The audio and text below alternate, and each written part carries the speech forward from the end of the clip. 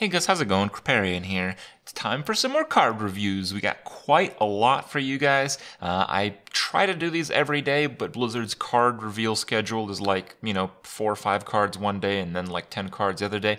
So we kind of lopsided into today, and we got a pretty lengthy video for you guys, but it's definitely going to be worth your time. So let's get started here. First off, we have Ember Scale Drake. It's a 5-cost 5/5 dragon. If you're holding a dragon, gain 5 armor. So pretty strong warrior card. Warrior's thing this expansion seems to be dragon once again, and it's worked for warrior when it really wasn't a thing specifically for warrior. Dragons just naturally go pretty well in warrior because they're generally late game cards, and warrior is a class that historically in Hearthstone has options that lead it fairly consistently to make it to the late game. So just that natural class synergy seems to overdo whatever else Blizzard has planned in the past, and this time around, Warrior just gets the dragons. So just that as a baseline makes the card very good. Even in Arena, just having a dragon, forget the battle cry thing. Just having a dragon can be quite good,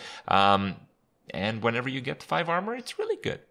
The easiest card to compare this to is Shield Maiden. Shield Maiden is a 6-cost 5/5 that gives you 5 armor when played, which is similar effect. I mean, you wouldn't play this in your constructed deck if you didn't have a lot of dragons. So it's basically like Shield Maiden, except it cost 1 less. How good is Shield Maiden? It was really good. It's a card that actually carried Warrior for the first few years in Hearthstone. So you'd imagine Ember Scale Drake is amazing, right? It's just like the best. I don't know about that. And this is kind of one thing that I think we should consider when we look at a lot of these cards today. The game is different than it was a few years ago. Like, the power levels are definitely higher, the pace of the game, the combos are far more potent, so just getting a little bit of armor typically won't just put you out of range out of most combos anymore. It just doesn't do that. The effect is not as valuable, and cards are just better. So even though this is better than a very good card, that very good card was very good years ago. Today, I would say Ember Scale Drake will make less of an impact than Shield Maiden made, but I think it's still pretty good. I think Warrior will end up making the dragon thing work. Maybe it'll be tier 1, probably not, but it'll probably be like a tier 2 deck, maybe a tier 3 deck if it doesn't work out too well, but it'll still be a decent deck to play. And, if you're playing the dragon theme in Warrior, you're going to just play all the dragons that are pretty good. So this is just a pretty good dragon. It's a pretty good dragon.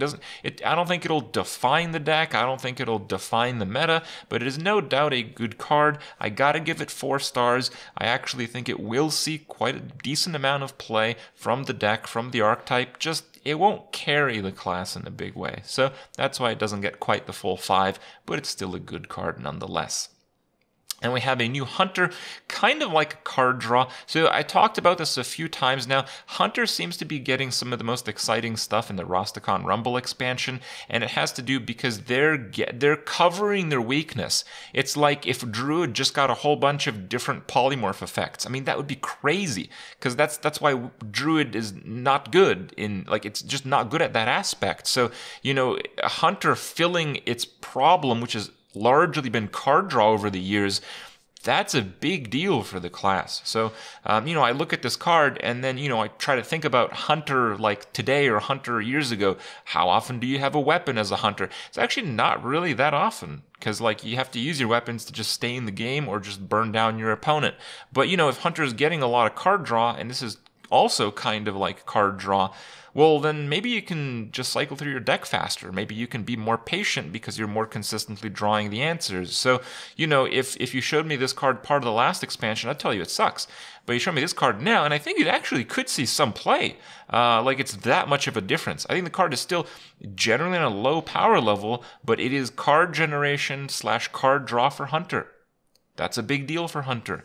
I think this can be actually constructed viable. It's a little bit worse in Arena, because in Arena you actually don't end up with Hunter weapons, but that's something that can change pretty quickly. We have Blizzard's bucket system, and Blizzard might just decide overnight that Hunters should have 5 weapons per Arena draft, and suddenly this card is insane. So it's a difficult card to rate, but I think it's a card that actually has some real potential. I'm going to give it 3 stars. It's a bit of a wild card, certainly could be absolute garbage, but I wouldn't count it out. I'd certainly give this a try, and I certainly will in the first few days of the expansion.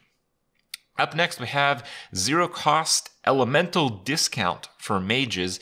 This card is really interesting. It enables new Exodia mage decks that are a little bit more consistent than ones in the past because, well, you don't need as many copies of the cards as you used to for like the full one-turn kill combo wombo. So it's slightly better than old Exodia combos. And I mean, that doesn't mean that much for the card. Really? I mean, it's fun. It means a lot to me because I'm going to play those decks, but those decks are rarely above tier 3.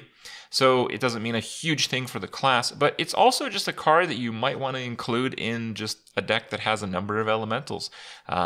It's just a good card. If you can consistently land it on minions, you can consistently make this a good card. You can combo this with the elementals that gives you spell damage and Blast Wave even. The Blast Wave gets a slight buff, and yes, I have doubled down on the power level of that card. I think that card is great. And this card just seems to be flexible enough that it'll probably fit in somewhere, though it doesn't like scream out as breaking the game. New combos, new synergies, widespread use, 0 mana cost card. You'd be insane to count this one out. I'm going to have to give it my wild card rating, 3 stars once again, because even though I don't have a huge amount of certainty in any one department, I think we're going to see the card nonetheless. Sightless Ranger, it's a 5-cost 3/4 rush, overkill summons 2 1/1 bats. Obviously a great arena card, but you know, you look at this and you struggle to really see the point of it in constructed.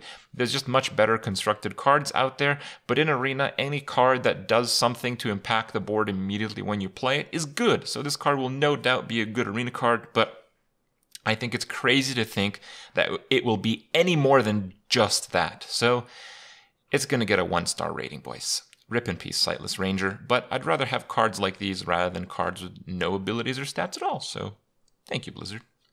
Captain Hooktusk, 8-cost, 6/3 pirate with a battle cry. Summon 3 pirates from your deck and give them rush. So pretty interesting stuff. The card seems to cost a lot, but yeah, summoning 3 pirates might be good. It's just that the pirates we have right now are very low-cost things. So I think this will be just a standalone, very powerful card, but I still struggle to have faith in the pirate archetype. I know there are some really cool combos featuring pirates and featuring the Cannonball direct damage card with preparation and whatnot. There's certainly some really cool combos out there. It's just I struggle to envision the consistency when those type of combos rely on this sole legendary card, Captain Hooktusk.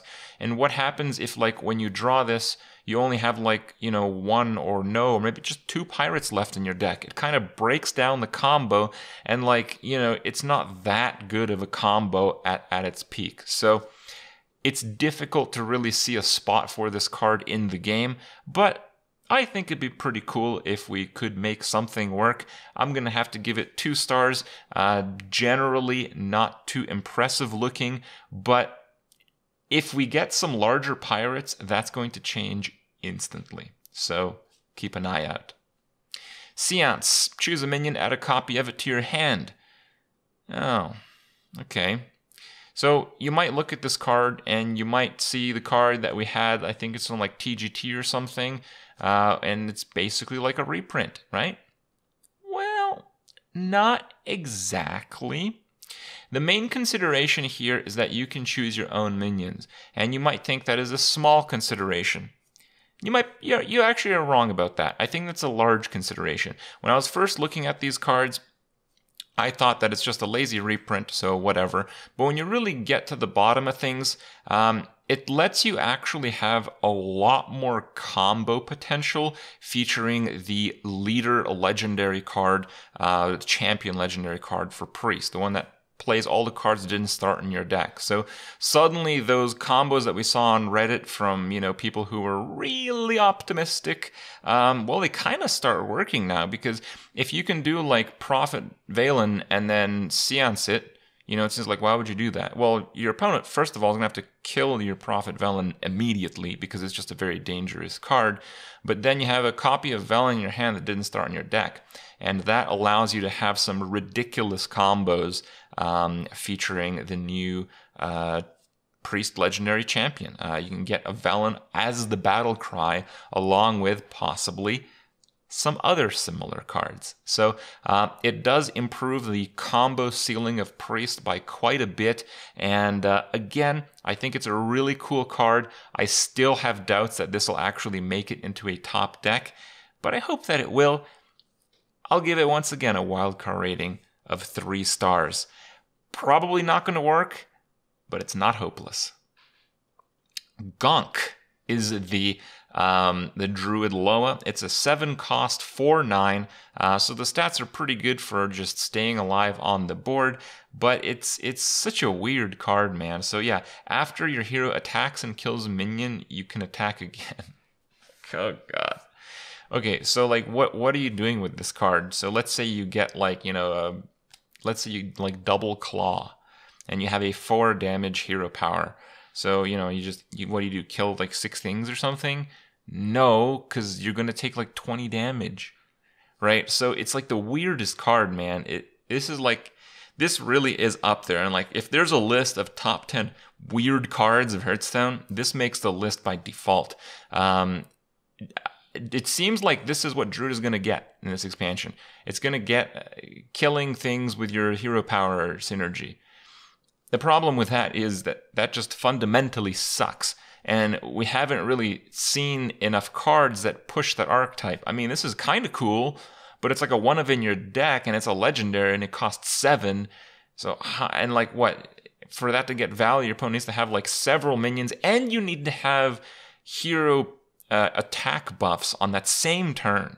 It's all so weird and so unlikely. I'm going to have to give Gonk 1 single star. I think this card is absolute garbage, but once again, if Blizzard actually gives us a good card that consistently buffs your hero's attack for Druid, that can change pretty quickly. Just that hasn't happened yet, and what we've seen so far, and we have seen some cards with this consideration, they're just not really there yet. Bogg Slasher is a 3-cost 3/3 Shaman Elemental with the battle cry to return a friendly minion to your hand and give it +2/+2. So the +2/+2 doesn't really matter, but returning something to your hand is actually pretty cool. There's not a lot of Shaman decks that feature pandas, but in Hearthstone's history, they've been there. From time to time, they've been there. It basically combos the panda aspect with the fact that you bouncing back, especially a battlecry heavy minion, you might not lose the tempo of putting it back to your hand. If it's like, if it's like a 2/2 or something, you put it back in your hand, you play it as a 4/4, kind of negates the tempo loss of removing it from the board for that turn. So I think this card is deceptively powerful. But again, it's very difficult to really see any kind of deck that would fit the card. I just think it's actually a solid card. I think this card is going to be outstanding in Arena and certainly will surprise a few people. I'm giving it 3 stars. I think that's just a fair value. I don't think it's much of a wild card. I think it probably won't see much play anywhere, but it's just going to be a very solid high power level card regardless of that. We got Line Cracker. 7-cost 5/10 overkill, double this minion's attack. Wow. Okay. So it's like new Boulder Fist Ogre type of thing, I guess. I don't know. If you can give this Wind Fury, that'd be pretty cool. But then if you play Unconstructed, your deck would still suck. So yeah, I don't know. 1 star for the Line Cracker. Cool card though. I appreciate cards that suck but have very unusual effects rather than cards with no text. So thank you, Blizzard. The Undertaker. 8-cost 8/5 battle cry, gain the Deathrattle effects of 3 friendly minions that have died this game. So that effect can just be very powerful on its own. There are certainly some very heavy Deathrattles that are playable in the standard format right now. Very few actually carry it in the standard format, but there's many that are playable in the standard format, no less. So one real consideration for this card is the Paladin Deathrattle minion that keeps its enchantments when it dies. I'm not too sure how that'll work with the Undertaker, but regardless of how it'll work, it seems like that would be pretty powerful. So I have quite a bit of hope for the Undertaker. I'm going to have to give it a bit of a wild card rating here. I'm just kind of throwing this out there. It's very difficult to analyze a card like this without actually, knowing anything about the meta that's coming up. But I think this card's power level is high enough to pre-rate it 4.5 stars. I don't think it's going to be meta defining, but even then it might be. It's one of those things. Carryover Deathrattle effects, those are some pretty powerful things in Hearthstone, and this gets 3 of them. I think we should not underestimate this card, even though it might end up in the trash bin. I think the potential for this is very high. Whenever you cast a spell, summon a 1/1 zombie with taunt. Yes, guys, Priest gets more spell synergy. It's on a 3 for a 3/3, so it's pretty solid. I don't think this card breaks the game or anything. I just think it's pretty good. But I think it's important to note that this forwards this mechanic. So, like, Priest already has a few cards in this set, in fact, that kind of push this idea. They push the aspect of, playing a whole bunch of spells, and it gives you the option to further synergize that archetype. I think that archetype is almost there, so this is a good card in it. I'll give it 3 stars. I think it has some chance of seeing play, and yeah, largely because of the collective synergy of the archetype. I don't think this is going to be one of the forerunners of this mechanic, but it's still a pretty solid card. And just to give you guys some understanding of some of the spells that we might be getting, a 0-cost heal for 3. Again, it might not look very good, but you can take that 3, flip it into spell damage with Auchenai, and scale it like crazy. 0-cost spells are very dangerous in Hearthstone. You should never underestimate any card that costs 0, except if it's from Shaman. And then they all suck. But for every other class, they've traditionally been used in some way or another, to the point where a card as simple as this, I'm going to have to rate 4 cards, 4 stars that is, as we're guaranteed to see it at some point in time, and it's probably going to be in a pretty good deck. Mosh-Og Announcer. Oh boy, these little assholes are back. 50% chance to attack or not attack or be attacked, whatever it is. It's a 5-cost 6/5. The stats are good if this was like GVG, but it's not. The stats are not going to carry it enough. But enemies attacking this have 50% chance to attack someone else. And, in the past, the something else effect, it was on this side of the board. So it's not like you're going to use your gigantic 10/10 to try to crush the Mosh-Og Announcer, and then it's going to hit your face. I'm just not going to do that, okay, guys? These effects have not worked that way in the past, so do not count on them on working that way in the future. It'll just be something else that's on the same owner of the Mosh-Og Announcer. So if it's like a minion with Mosh-Og Announcer and he has like 5 1/1s, you have like, a 5 and 6 chance to hit one of the 1/1s when you lose the coin flip. All right, that's it. So is that good? Not really. I think this card is 1 star. Nothing really there. None of the ogres really shined, and that was a time when just having a lot of stats, even with some issues, was a pretty valuable aspect to the game. Mark of the Loa. We have a druid mark here that really makes no sense. Yep. Like, it's called Mark of the Loa, so you'd think it has some synergy with the Loa.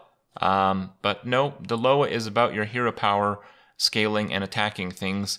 Mark of the Loa gives a minion +2/+4 for 4 and taunt. So it's kind of like Kings, but like Kings kind of sucks, and Paladins have targets for Kings because of their hero power. Druids, not so much.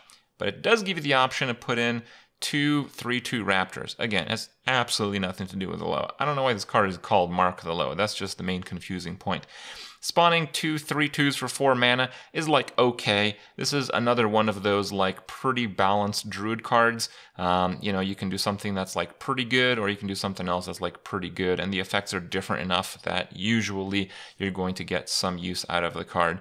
But honestly, I feel like right now druid just has enough things that it's not going to need anything like this. The power level is just high enough that maybe one standard rotation later we'll see some of this. So I'm not going to give it 1 star. I'll give it 2. It's going to be pretty damn decent in Arena and some extreme outside chance of seeing constructed play, probably in some kind of zoo or tempo druid, but we're going to have to see that most likely in the next standard rotation. I doubt we're going to see this card at all in the next expansion.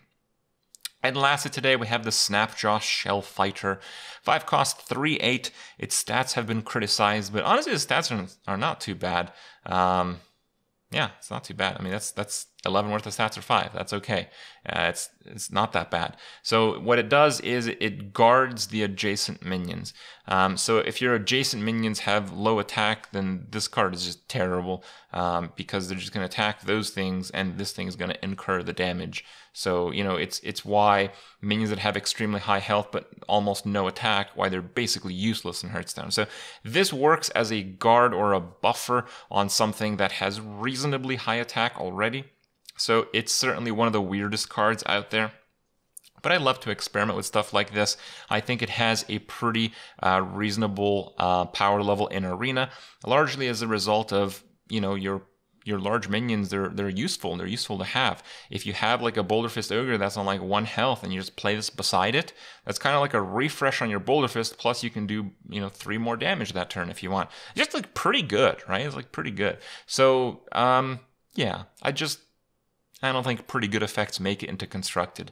So much so that even though I want to rate this card 1 star, I'll give it 2 stars just because possibly there's some card that just wins the game by itself if it lives 1 turn. So Snapjaw Shell Fighter might be the ultimate sidekick to that card.